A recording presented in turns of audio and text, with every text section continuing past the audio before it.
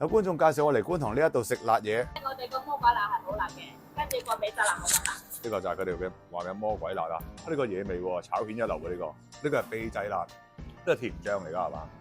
同埋啲糯糯地咪炒耐咗啦。試下大根先，除咗顏色夠晒豐富之外，我哋邊都真係夠晒甜啦。冇渣嘅蘿蔔好食，由於爽彈，仲有啲海鮮味添。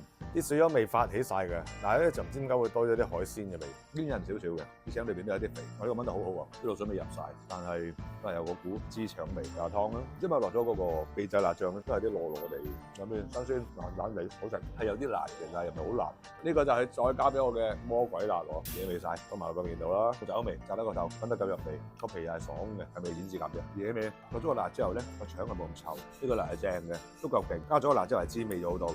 魔鬼辣好食，秘製辣似甜醬，鳳爪、油麵、蘿蔔都好食，魷魚爭少少，豬大腸唔掂，秘製辣搞和晒啲嘢。我落咗4斤魔鬼辣，佢話已經算係最多噶咯喎。